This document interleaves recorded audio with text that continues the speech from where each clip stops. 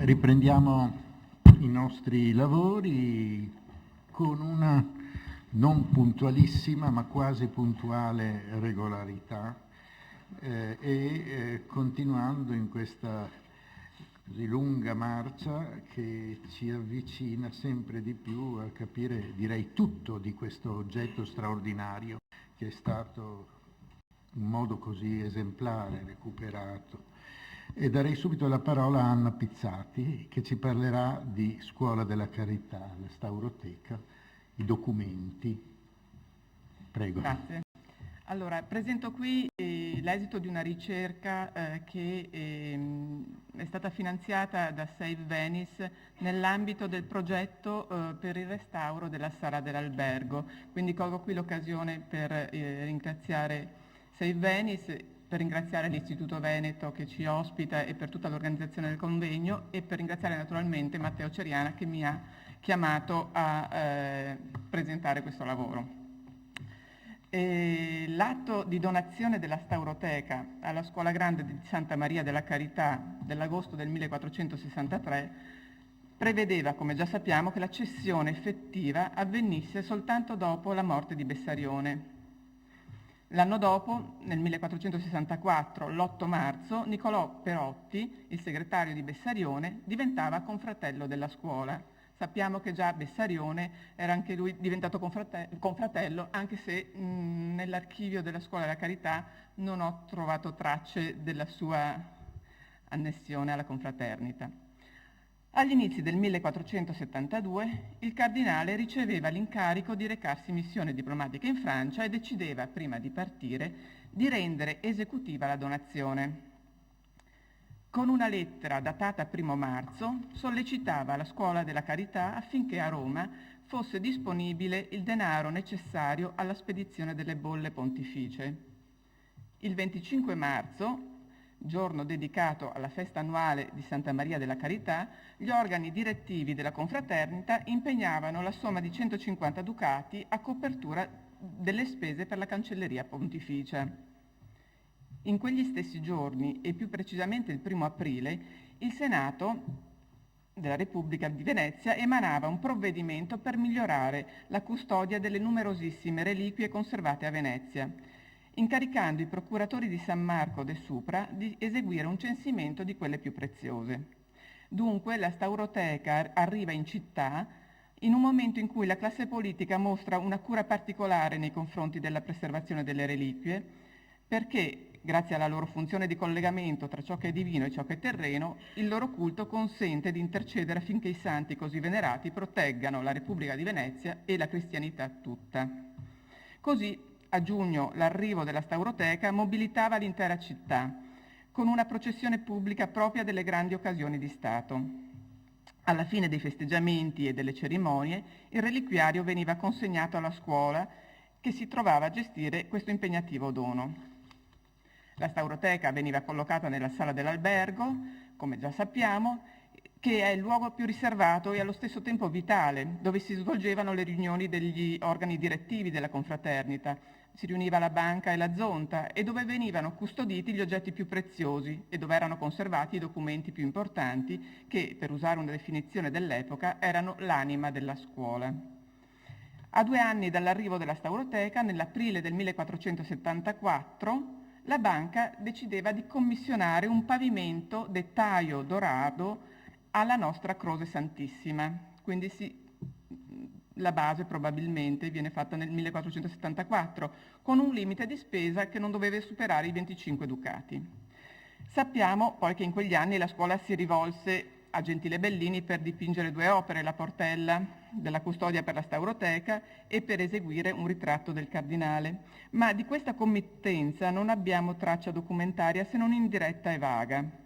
Gino Fogolari nel 1923 riferiva che negli inventari della Scuola della Carità erano ricordati, e cito, 2 libretti nei quali si veggono tutti quelli che offersero per la spesa della Santissima Croce e per le pitture dell'albergo negli anni 1474-1475.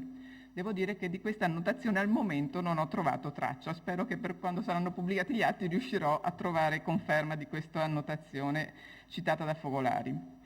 Quanto deciso dalla scuola della carità era strettamente connesso a quanto avveniva nelle altre scuole grandi. Confronti e competizioni erano all'ordine del giorno. Ogni cosa era decisa sulla scorta di quello che facevano le altre confraternite.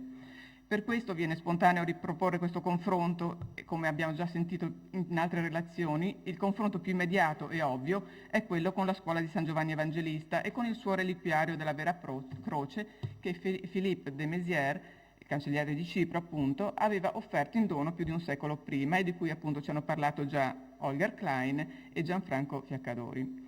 Un reliquiario che, oltre a essere oggetto di grande devozione, aveva un fondamentale requisito in più: era miracoloso.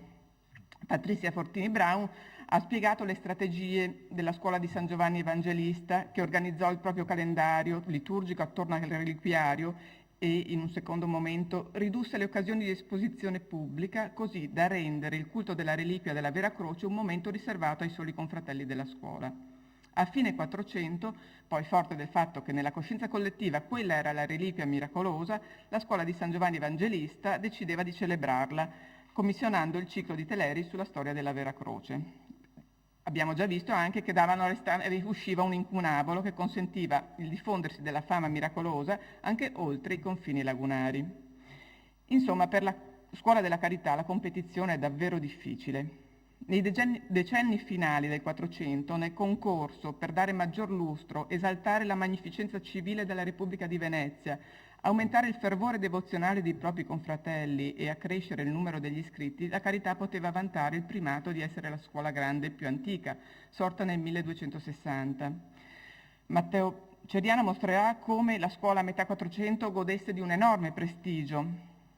Per favorire il culto della Stauroteca e aumentarne la devozione, il guardian grande della carità, Francesco Amadi, nel novembre del 1480 si faceva promotore di due decisioni. Istituiva una giornata annuale di commemorazione del benefattore della scuola, in coincidenza con la domenica più vicina al giorno della morte, il 19 novembre secondo i confratelli della carità e non il 17-18, perché appunto non celebrarne la memoria era un segno di ingratitudine vituperoso e detestabile. Il giorno seguente, il 13 novembre, il capitolo generale organizzava il calendario liturgico della scuola affinché, oltre alle feste pubbliche a forte connotazione civile e religiosa, come quelle di San Marco e del Corpus Domini, quando le scuole grandi erano obbligate a partecipare alle processioni, ci fossero occasioni interne alla scuola di onorare la reliquia. Nei giorni dell'anno dedicati alle festività mariane e in quelle in cui era convocato il capitolo generale della scuola, la Stauroteca doveva essere esposta sopra l'altare della sala del capitolo e poi in processione doveva essere portata nella vicina chiesa della Carità, Santa Maria della Carità, dove veniva celebrata una messa cantata. La presenza di Francesco Amadi come guardian grande e i provvedimenti da lui promossi richiamano immediatamente alla mente quello che proprio in quegli stessi giorni accadeva all'immagine miracolosa di proprietà degli Amadi, attorno a cui la famiglia riusciva a catalizzare un sentimento religioso così forte e trasversale da sfociare nella fondazione della chiesa di Santa Maria dei Miracoli. E a distanza di 2 mesi dai provvedimenti proposti, i confratelli della Carità, con in testa Francesco Amadi, furono protagonisti della processione e della cerimonia della prima pietra per la Chiesa dei Miracoli, assieme naturalmente ai membri della famiglia Amadi.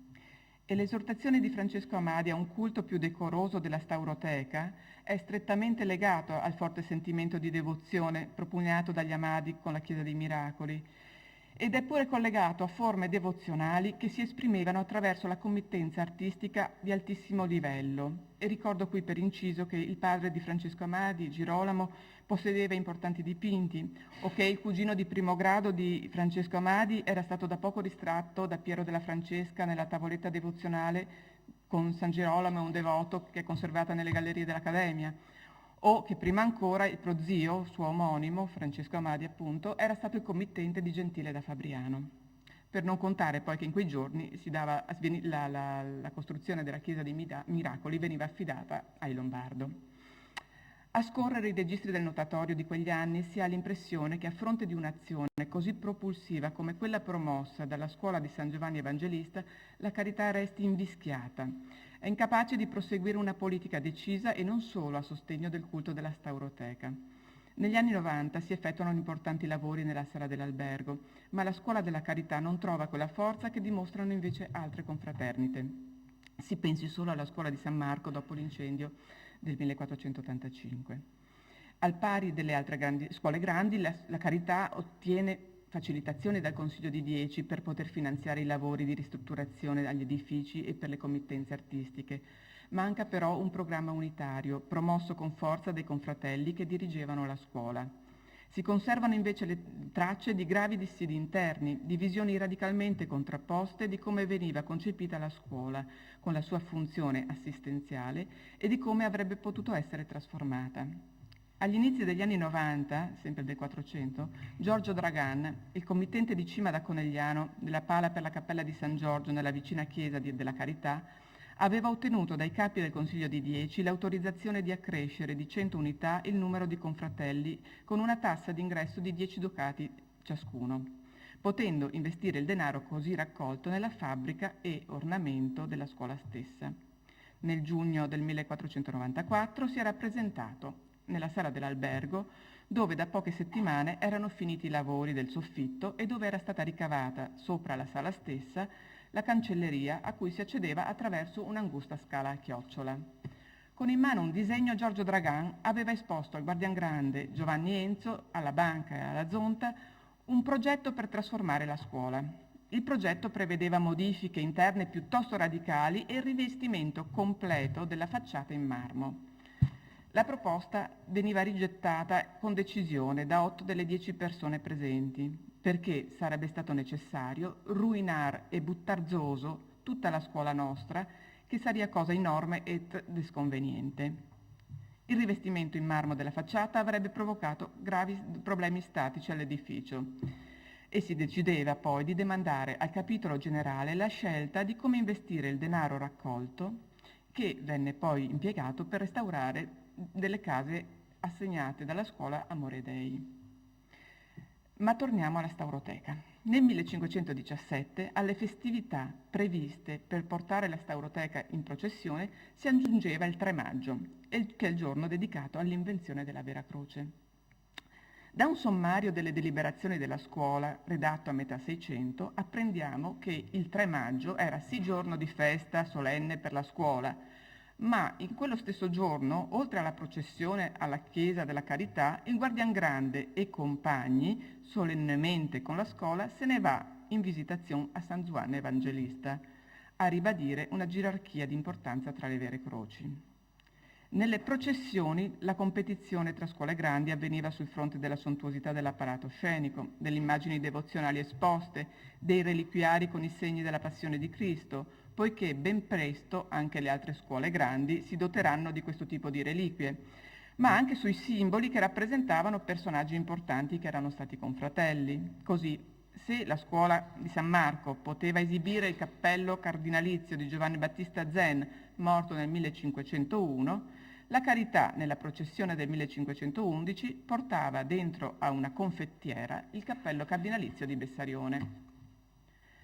Tra gli oggetti di culto che la scuola della Carità si vantava di possedere c'era il piccolo quadro devozionale con l'immagine di Maria che la tradizione voleva dipinto dalla mano dell'evangelista Luca.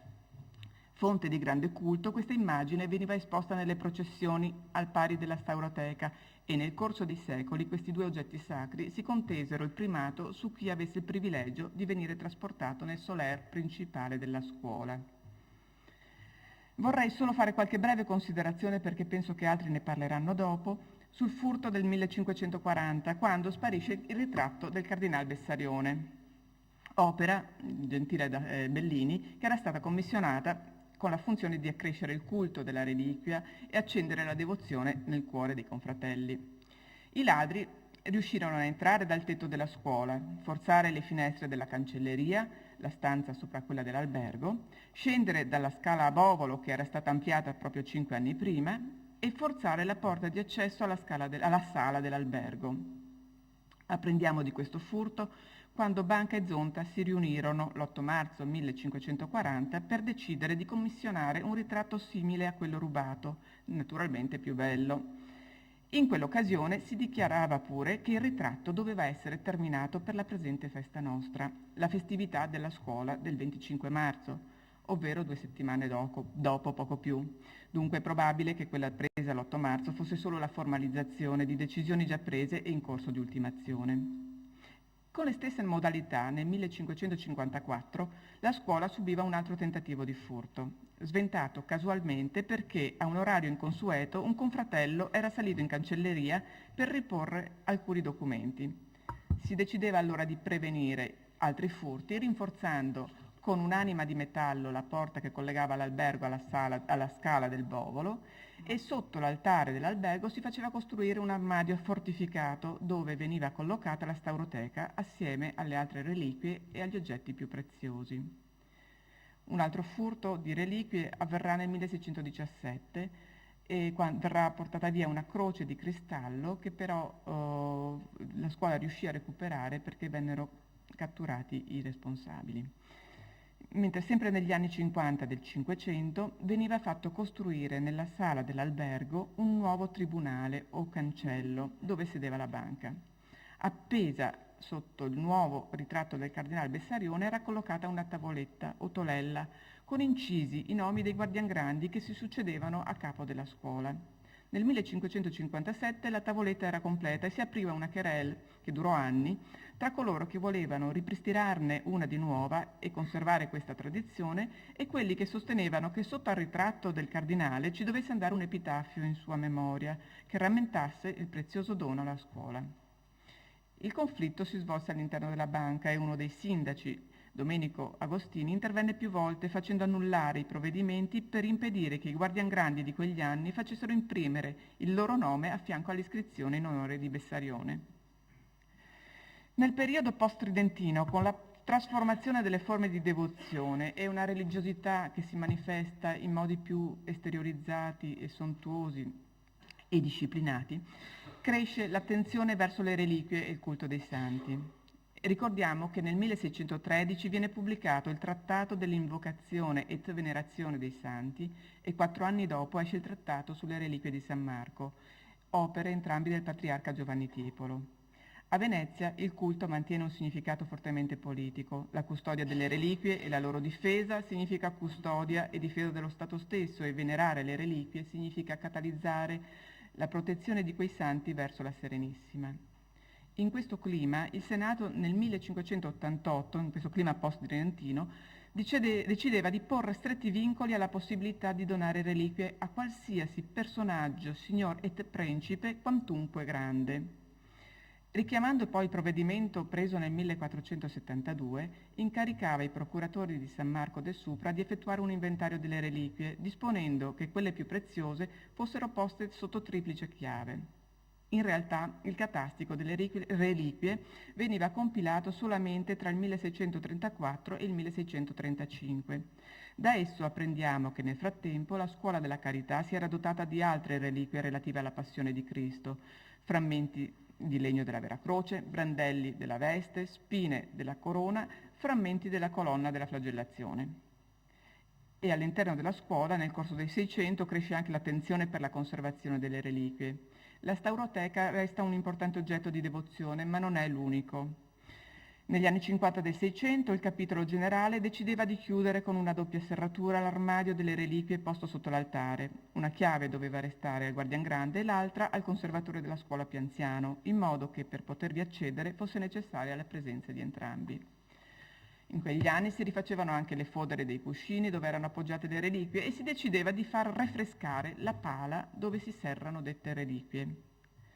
L'accresciuto interesse si manifesta anche con la compilazione di diversi inventari redatti a distanza di pochi anni che descrivono minuziosamente tutti gli oggetti sacri e preziosi.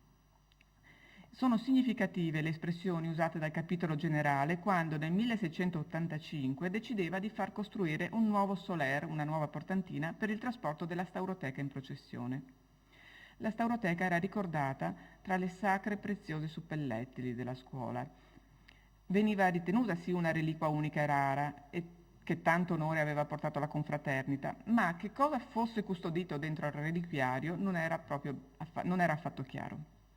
Si riteneva che ci fosse un frammento, un retagio della Sacratissima Porpora di Cristo. Non si fa alcun cenno al frammento della Vera Croce. Nel 1720 iniziava il grande riordine e l'inventariazione dell'archivio della Scuola della Carità ad opera di Vettore Todeschini, un confratello. Tutti i documenti sulla donazione di Bessarione vennero esaminati e registati. Negli stessi anni, e più precisamente nel 1723, si avviava la trasformazione della sala dell'albergo, da cuore vitale della scuola, luogo dove erano conservati sì gli oggetti più preziosi, le scritture più importanti, ma anche luogo vissuto dove si riunivano gli organi apicali della scuola. L'albergo veniva trasformato in conservatorio delle venerabili sacre reliquie. Venivano vietate le riunioni, da svolgersi ora nelle stanze della nuova cancelleria. L'albergo veniva privato della sua funzione originaria e subiva un processo di sacralizzazione. Il fulcro di questa sacralizzazione non erano le numerose reliquie in generale, ma la stauroteca donata dal cardinale Bessarione. Un processo che culminerà con la dissertazione di Giovanni Battista Schioppal'Alba, corredata dalle incisioni di Pietro Monaco e stampata a spese della Scuola della Carità nel 1767, di cui ieri abbiamo sentito l'attenta lettura di Peter Schreiner.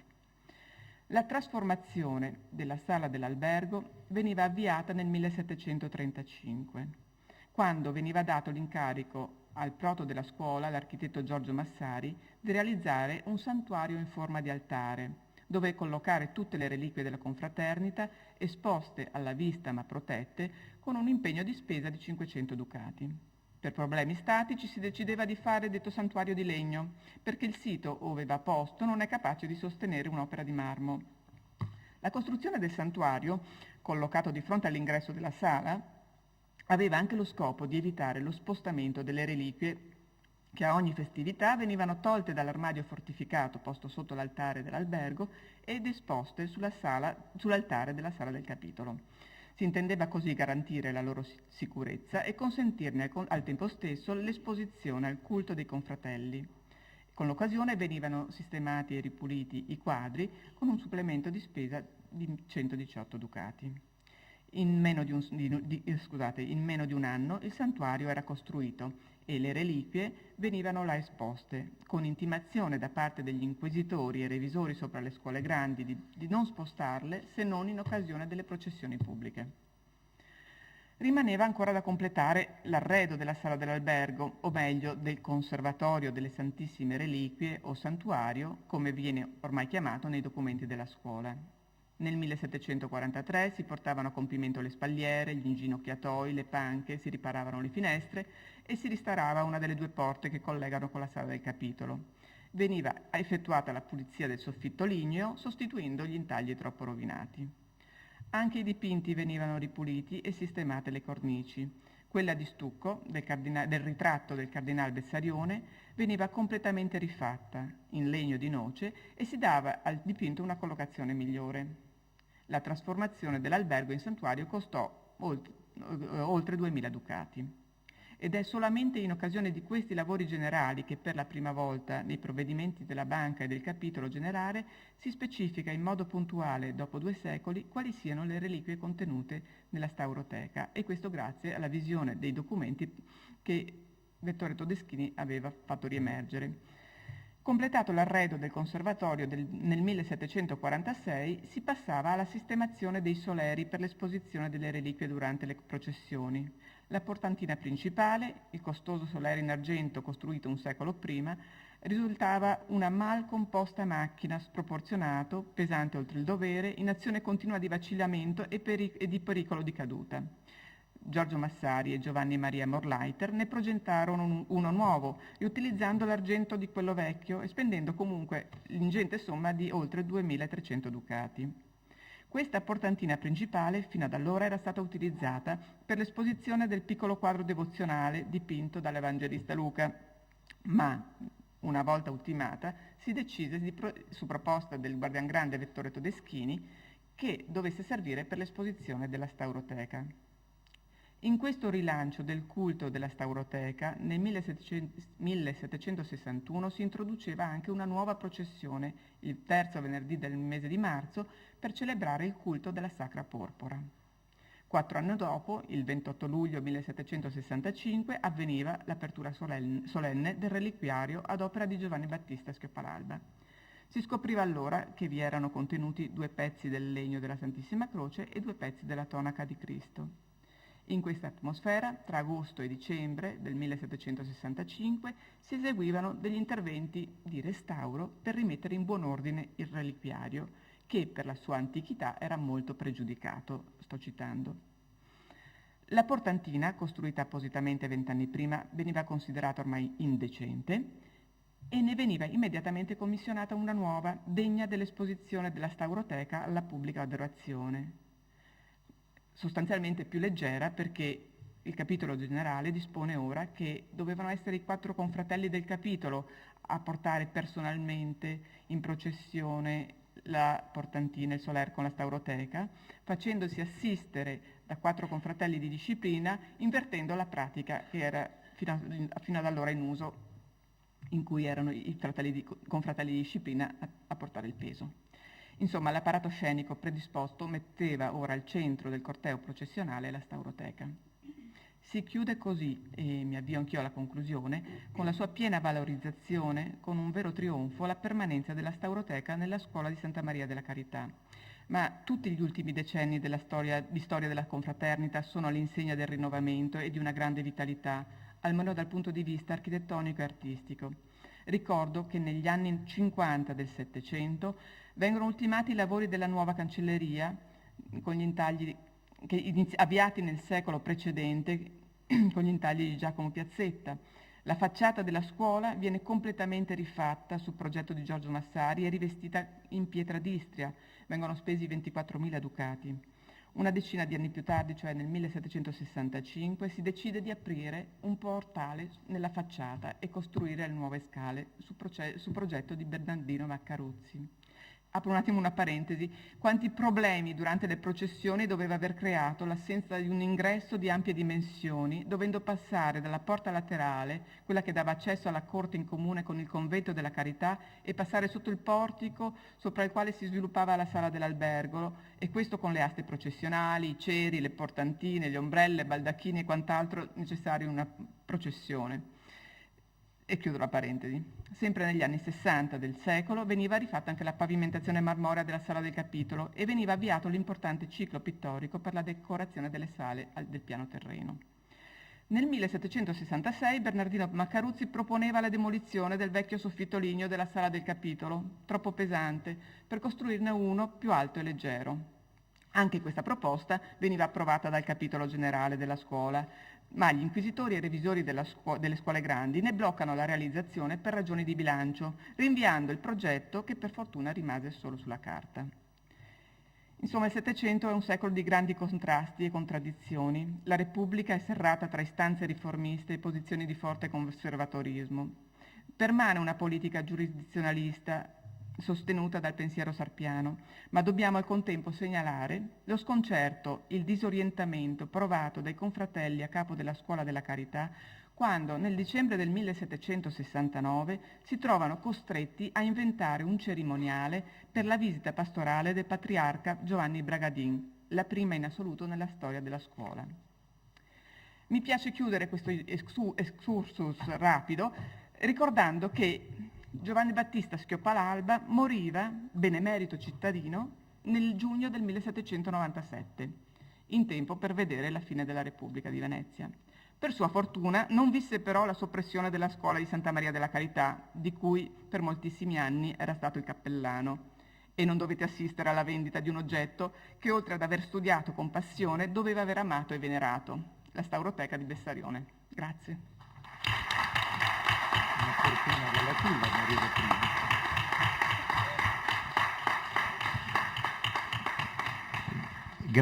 Grazie, proseguiamo senza interruzioni il nostro cammino di oggi pomeriggio. Do la parola alla dottoressa Poletto. Grazie. Allora, prima di iniziare...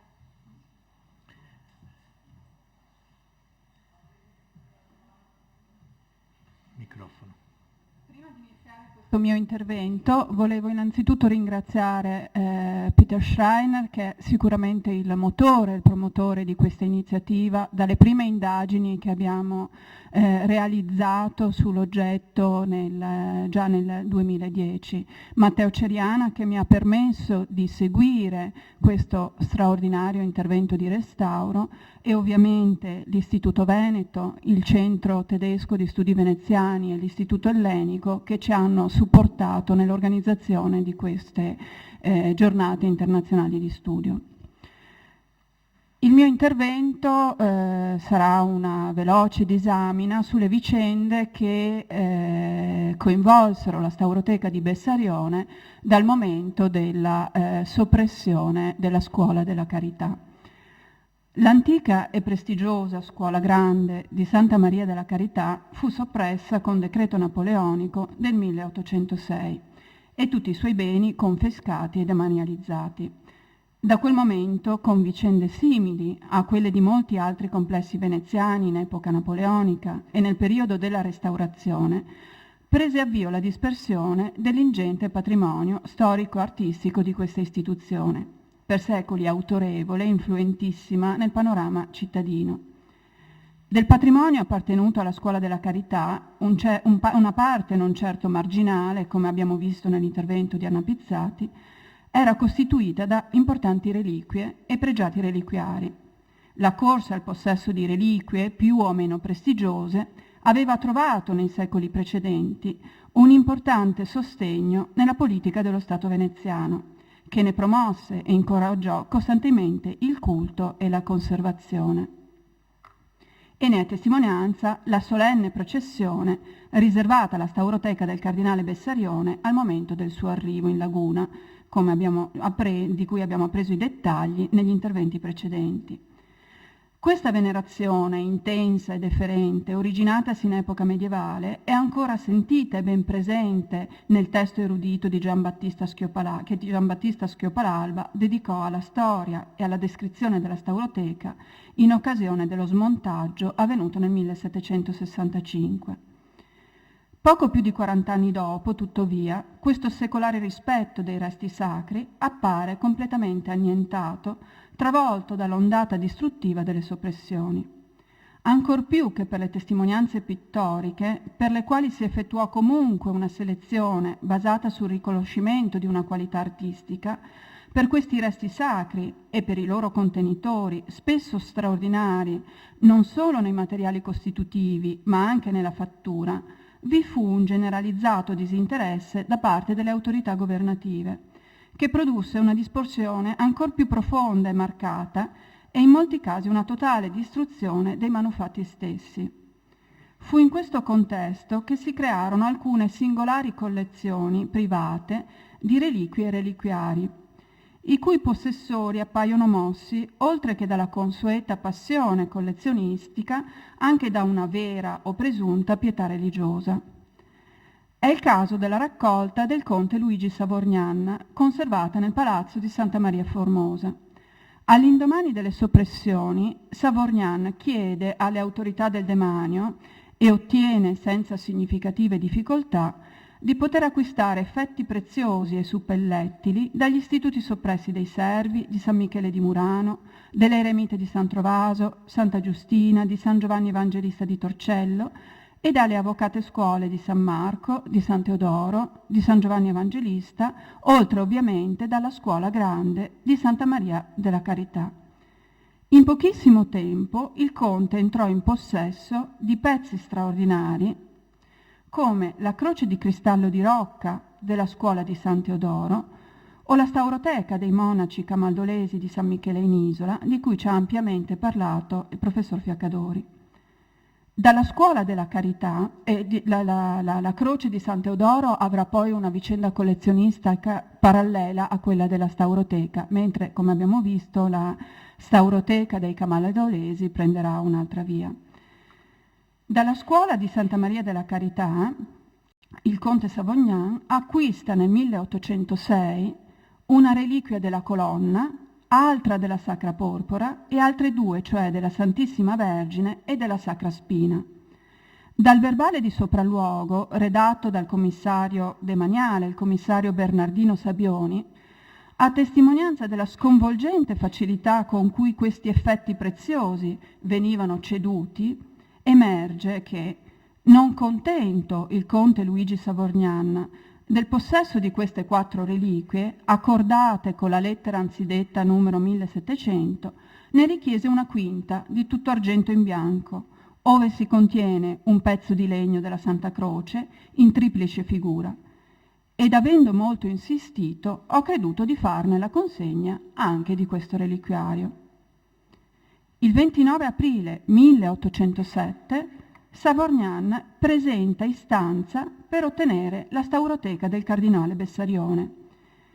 Oggetto di una particolare devozione verso questo prezioso monumento della cattolica nostra religione, animo il supplicante ad invocare, ossequioso, dall'autorità competente il graziosissimo dono della predetta Santissima Reliquia, pronto ad esborsare alla Real Cassa il prezzo dell'intrinseco reale valore della custodia nella quale si trova riposta. A fronte di una richiesta molto ampollosa e deferente, in realtà specifica, che ha disposto ad esborsare soltanto il valore intrinseco dei materiali che costituiscono la reliquia stessa, il reliquiario stesso. La richiesta gli viene prontamente accordata il 12 maggio, poco più di un mese dopo. La cessione di queste straordinarie oreficerie veniva solitamente giustificata dai funzionari del demanio, sottolineando la difficoltà di vendita e la possibilità di un deperimento con una inevitabile perdita di valore. Del tutto inesistente la possibilità che venisse presa in considerazione l'assegnazione delle pubbliche raccolte. Particolarmente significativo, peraltro, il verbale di stima della stauroteca redatto da Giovanni Manfrin, orefice del dominio di Venezia.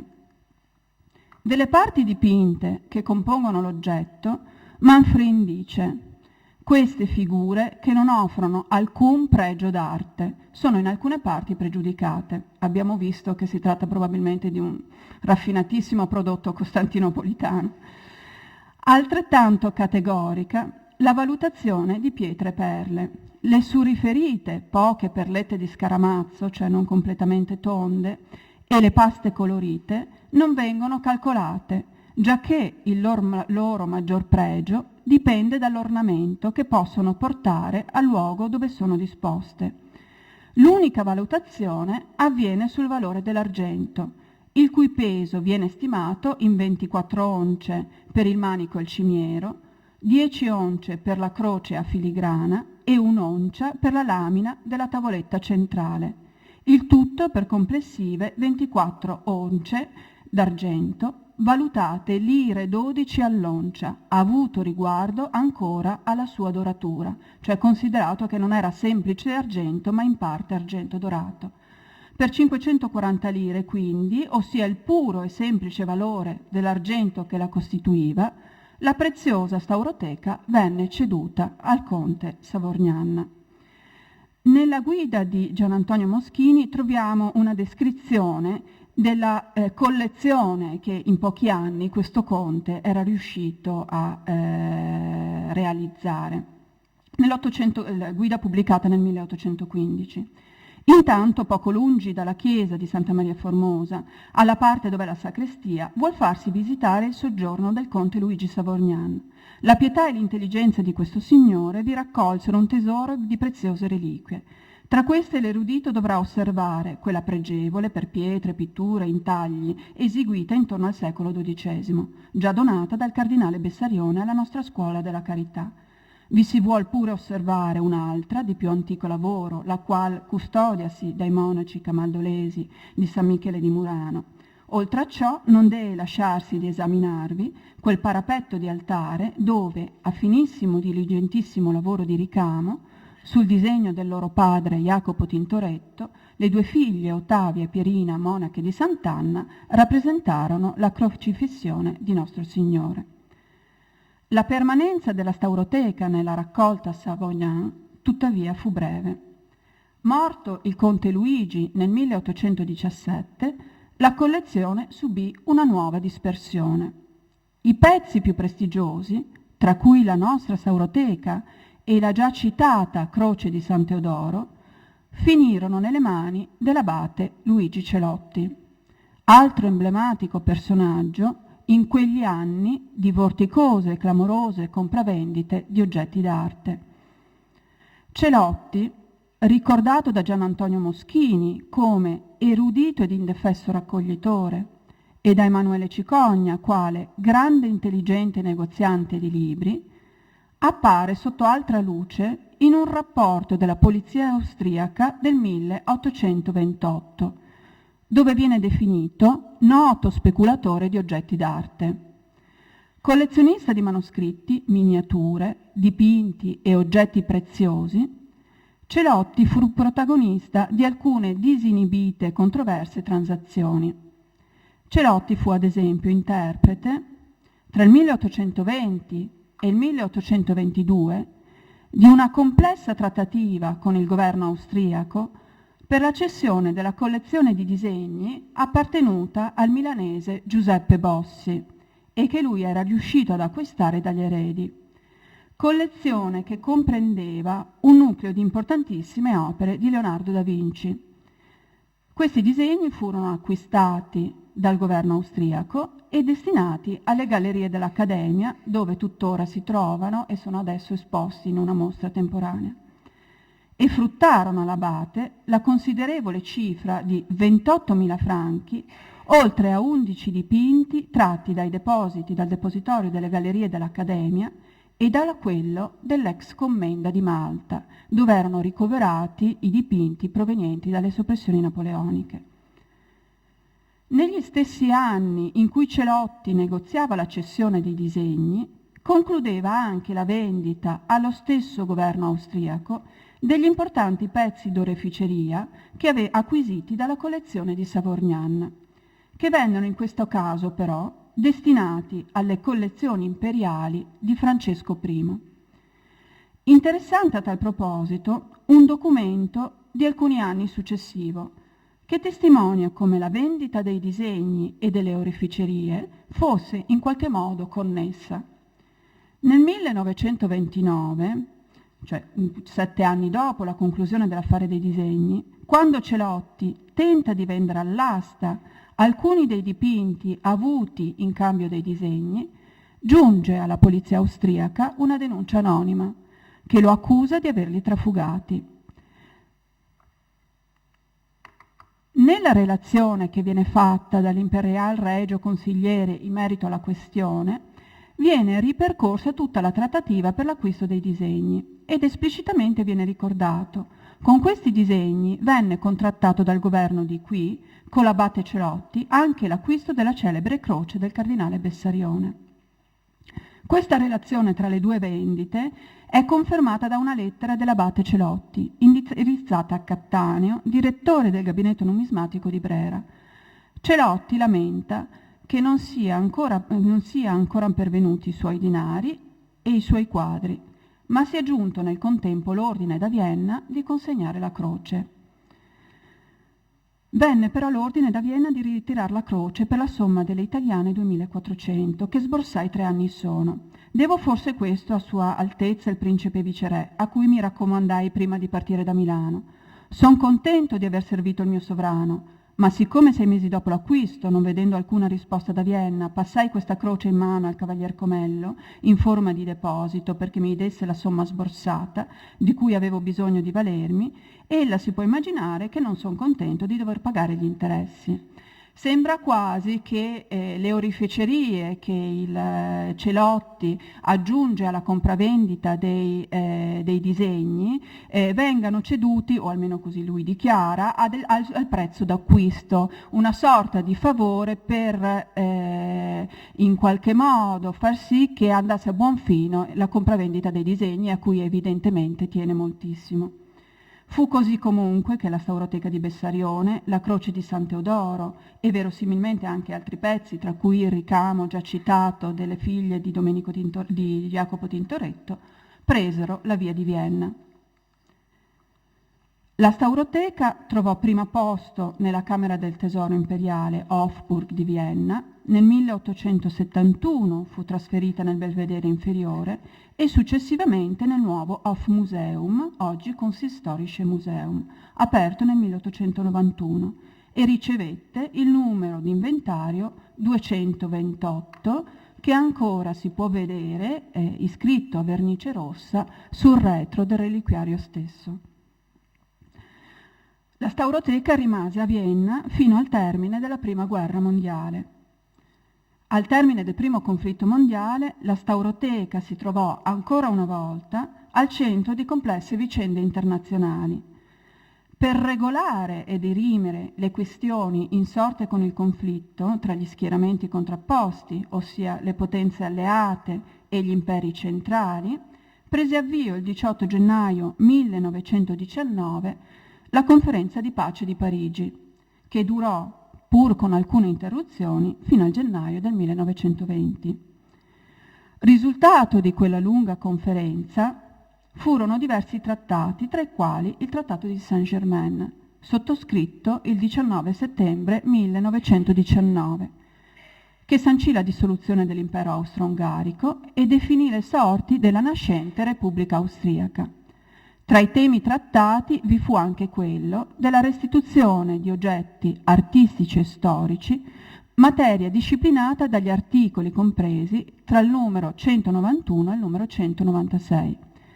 Questi articoli stabilivano non solo l'obbligo da parte dell'ex impero austriaco di restituire tutti i beni oggetto di appropriazione e trasferimento illeciti nel corso del conflitto, cioè tra il 14 e il 18, ma fissavano anche il principio della ricostituzione dell'unità di opere d'arte e di collezioni mediante il ritorno al paese con il quale tali opere e collezioni manifestavano più stretti legami dal punto di vista storico e artistico, quindi un obbligo di restituzione molto ampio.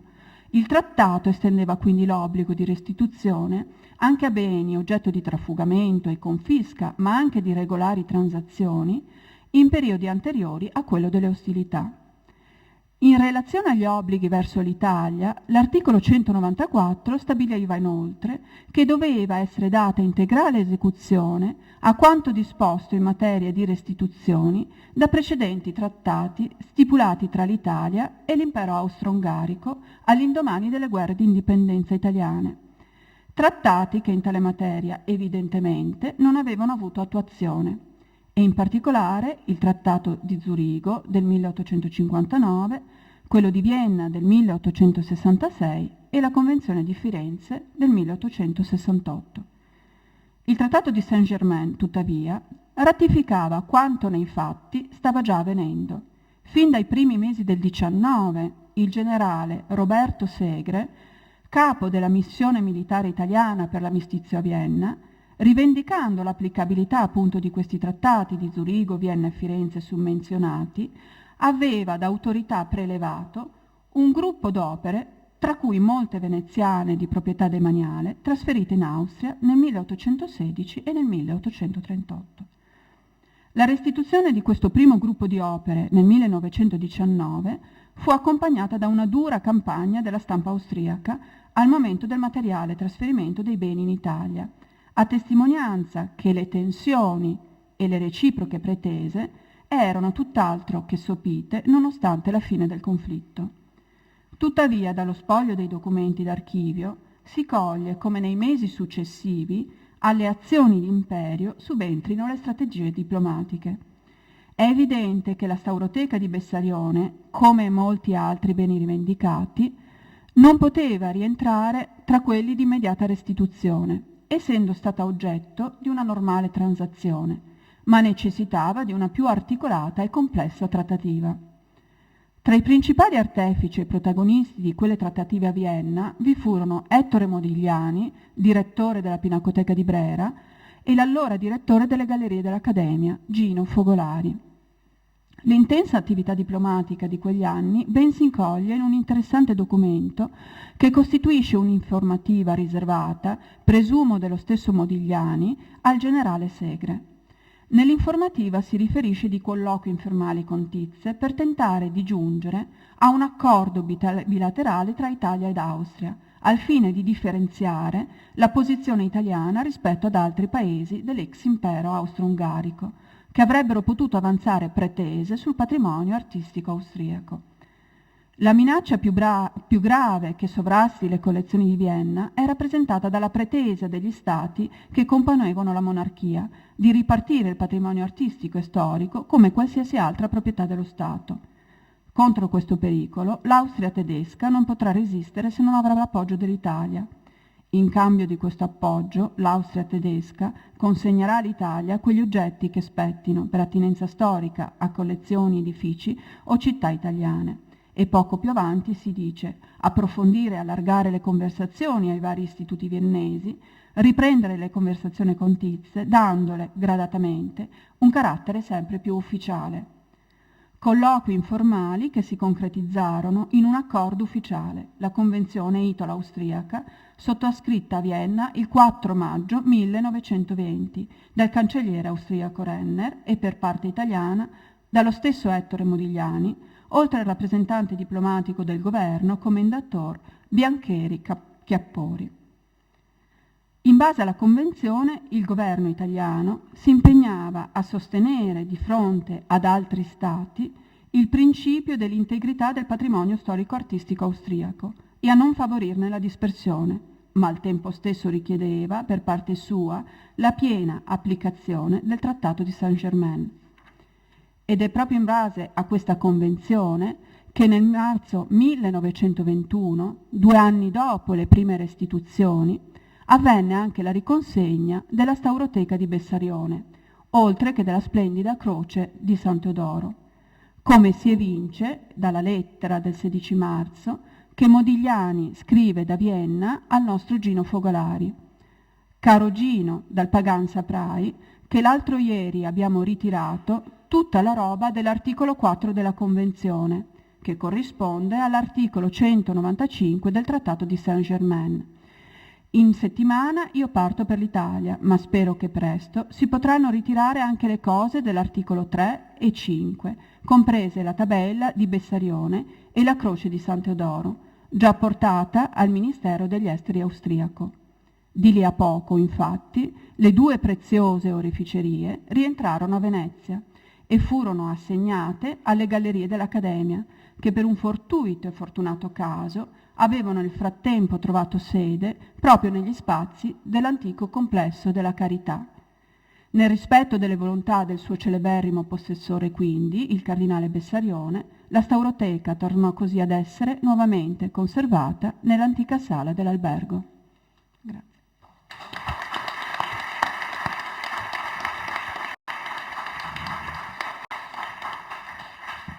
Bene, abbiamo seguito la vita della Stauroteca nella sua collocazione originaria, l'abbiamo seguita nelle sue peregrinazioni successive. Prima di passare la parola al collega amico Colaretta, vorrei ricordare che è confermata la visita prevista in Marciano oggi pomeriggio, come è stato annunciato già ieri, alle 15:15 e l'appuntamento è all'ingresso, diciamo, quello di chi è favorito, non all'ingresso per la consultazione, ma all'ingresso per le sale sansoviniane. Passo ora la parola a Marco Collaretta, andiamo alla montatura montatura quattrocentesca e andiamo a settori che una volta di più credo ci dimostrino quanto poco senso abbia in fondo l'idea di arti minori. Se non mi sbaglio, non è il mio. Partirò dal dipinto di Bellini che abbiamo visto più volte per sottolineare come questo oggetto non vada certo preso come una fotografia dello stato dell'opera negli anni 70 del 400, ma come un manifesto ideologico molto chiaro. L'opera è posta in maestà nei nostri confronti, cioè lei che ci parla come un donatore. Il cardinale Bessarione è visto di profilo, perduto con il suo saio nero sullo sfondo e la nuova idea di spazio è resa solo dai confratelli, visti di 3/4, addirittura oscurati dall'oggetto. Io mi interesso della parte meno importante di questo oggetto, cioè il sostegno, quello che vediamo, questa specie di grande candelabra, vero, che sostiene l'oggetto al centro della parte bassa del dipinto, escludendo quella sorta di capitello rovesciato in basso, che probabilmente sarà il pavimento del taglio dorato, che Anna Pizzati ci ha detto essere stata una delle prime commissioni per completare l'oggetto, cioè un sostegno un po' come i capitelli rovesciati nelle chiese romane, dove si piantava, vero, la croce del processionale d'ingresso della liturgia.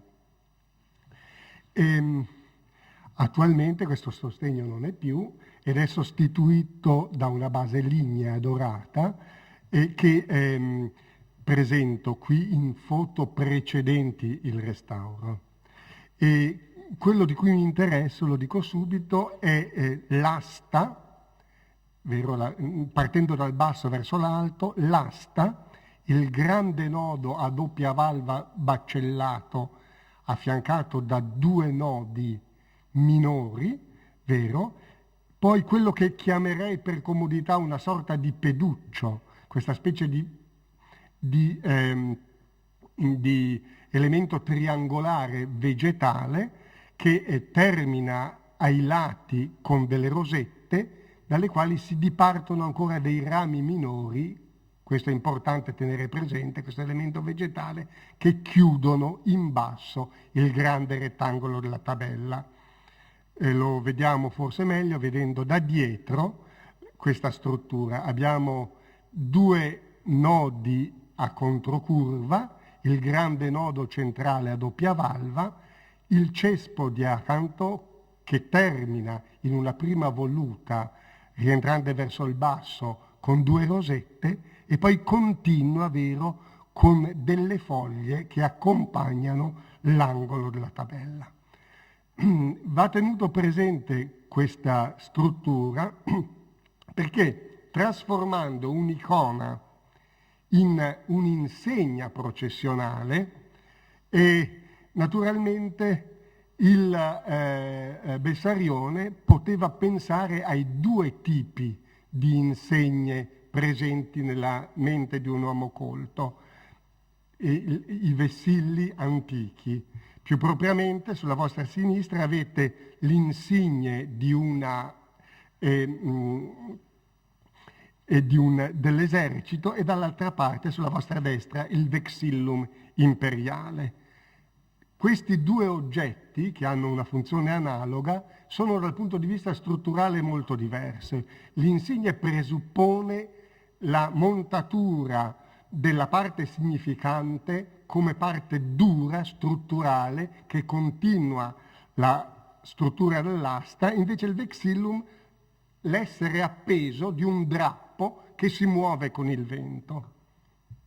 È da questo che parte il più famoso dei vessilli cristiani, naturalmente il labaro di Costantino, il quale però, come vedete, aveva già combinato insieme l'idea della bandiera che cade in verticale e dell'elemento invece rigido che continua all'asta, che è propriamente in alto il tondo con il monogramma.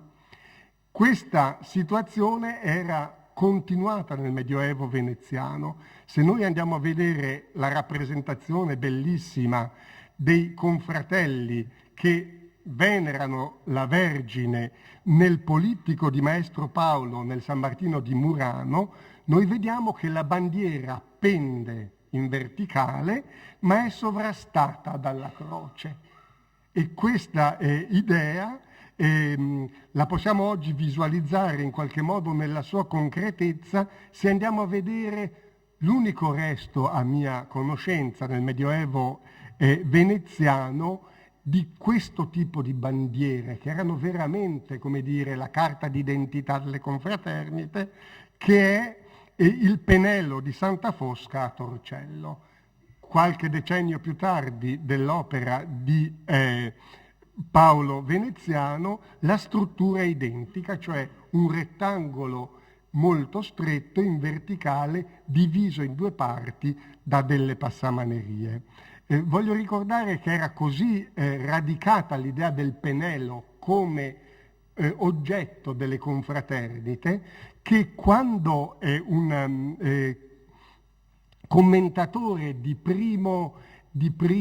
metà Cinquecento scrive a Venezia un commento a Dante, e un commento al 29esimo del Purgatorio, dove Dante descrive una delle bellissime processioni e dice che delle insegne che di tratti penei avean sembianza, l'interpretazione che per un toscano sarebbe che di pennelli sfregati sopra la tela o sopra la tavola, vero, naturale per un toscano, diventa invece a Venezia di bandiere tirate contro vento. E quindi era molto radicata questa idea, perché non mi sembra esistesse a Venezia la tradizione centro-italiana delle bandinelle, e ieri mi ricordava anche Matteo Ceriana gentilmente, dei gonfaloni umbri, cioè di strutture rigide usate come, bandinelle sono ad esempio nella Toscana occidentale a Pisa, come insegne. Questa tradizione in qualche modo doveva esistere in area orientale, se è vero quello che io ho trovato scritto, perché non sono un bizantinologo, che alcune icone dipinte su due facce venivano issate su delle aste e usate come insegne, e faccio vedere qui una delle più famose, vero, da Castoria, l'icona con la Odigitria da un lato e dall'altro il Re della Gloria. Come si può montare un elemento rettangolare che deve essere fissato sul lato corto in basso sopra un'asta? Si può montare, si è visto molto bene ieri nella sezione così preziosa del restauro, avendo una struttura a stampella o a, diciamo, poligono rovesciato, vero, sul quale fare cadere il peso e fare innestare l'elemento verticale. Si è visto bene ieri che c'è proprio una struttura geometrica in rame, vero, che non riguarda solo l'asta, ma che riguarda anche il piano di appoggio dell'icona. E tutto questo viene rivestito in età rinascimentale naturalmente col linguaggio dell'ornato classico, cioè con il linguaggio dell'ornato vegetale dell'acanto. Io penso, e qui introduco un discorso che in qualche modo è stato anticipato dalla bella scheda di Valeria Poletto sull'oggetto, che ipotizza anche una presenza centro-italiana. Io penso che tutto questo non sia stato fatto a Venezia, ma sia stato fatto fra il 59 o diciamo meglio 63 e il 72 a Roma o comunque nell'Italia centrale, perché l'idea di collegare la croce con l'elemento dell'acanto, un'idea che risale alla croce come albero di vita, presente già nell'oggetto trecentesco, vero? Perché per ben 2 volte nei tondi del verso ricorre il tema della croce come albero di vita, e penso che lo stesso ornato vegetale in filigrana dell'oggetto alluda con i suoi caratteri così curiosamente non geometrici ma naturalistici al motivo, ma penso che venga veramente per questa ricchezza e bellezza di forme dalla tradizione romana, così come penso che una struttura narrativa in cui la croce o la crocifissione è messa come icona grande in mezzo a una raccolta di icone piccole relative ad episodi minori della passione dovesse piacere molto a Roma, dove nella vecchia San Pietro, nella parete della navata centrale dedicata al Nuovo Testamento, proprio questo avveniva. E non è che questo modo di impaginare le scene che poi conosciamo a Sant'Angelo in Formis e conosciamo anche nella Maestà di Duccio, vero? Dove la crocifissione è esaltata in mezzo alle altre storie, fosse dimenticato nel 400. Basta ricordare la Genesi dei grandi tramezzi lombardi, faccio vedere quello di Martino Spanzotti ad Ivrea, che si spiegano solo come un raddrizzamento di 90 gradi nello spazio liturgico della parete destra della vecchia San Pietro. Ma torniamo alla nostra stauroteca. Ho già anticipato che io credo che la montatura non sia veneta, perché sarebbe stata fatta nel periodo, vero, del doge Moro, grosso modo, quando lo stesso doge ricorreva ad artisti tedeschi, con i bellissimi candelieri oggi esposti, vero, nel tesoro di San Marco. Ma c'è un piccolo dubbio che io ho. Questa tabella mi sembra invece molto veneta, e allora questa sarebbe, penso, in un discorso che è tutto ipotetico, una tabella aggiunta post mortem per ricordare il dono. Ma non voglio insistere, passo alle immagini che gentilmente Valeria Poletto mi ha fatto pervenire di una visione più diretta dell'oggetto. Ecco, questa devo dire che ieri ho avuto uno sconforto tremendo, ho studiato per quasi una vita gli Ignelli, e quando è stata proiettata questa immagine ho detto questo sicuramente è un Agnello, e poi invece è stato detto che è una cosa, diciamo, non fissata col fuoco, ma un legante organico. Allora si vede veramente pochissimo. Io giurerei ancora che questo è un Agnello. Non tocco altri problemi spinosi, come la parte in rame dorato che fascia i bordi, perché non mi sembra il caso di entrare in un problema complicato che riguarda non solo il ferro, l'interno in ferro, ma anche questa parte esterna. E mi concentro in particolare sulla parte, diciamo, bassa della montatura, che qui voi vedete sulla vostra sinistra. Vi prego di ricordare con una certa attenzione quella struttura a balaustro dal quale sorgono le foglie. Cioè voi avete prima la gola, vero? Poi la sporgenza del nodo minore, poi la seconda gola del nodo, e poi avete questa curiosa struttura a balaustro, che è una struttura chiaramente neoantica, rinascimentale, dalla quale dobbiamo passare. La vedete bene qui come funziona. Funziona esattamente come una struttura architettonica. E qui vedete anche molto bene come il motivo della foglia in questa struttura sia straordinariamente più neoantico, più rinascimentale che nelle bacellature dorate dove si dispone secondo una tradizione più gotica. Se guardiamo con attenzione l'elemento, diciamo, più neoantico, cioè più moderno, ci vengono in mente una serie di oggetti legati alla grande committenza papale della metà e del terzo del 400. Ad esempio, il sostegno di base della Rosa d'Oro regalata da Papa Pio II alla città di Siena, dove di nuovo vediamo il nodo a doppia valva, qui molto schiacciato, cioè un tema medievale, combinato con questa struttura a balaustro. E qui a Venezia si può verificare questo con un altro dono di Pio II, cioè lo stocco donato al Moro, dove veramente maniglia della spada, vero, è resa in termini di un balaustro quasi architettonico. Ricordo che il balaustro è una delle grandi invenzioni dell'architettura rinascimentale.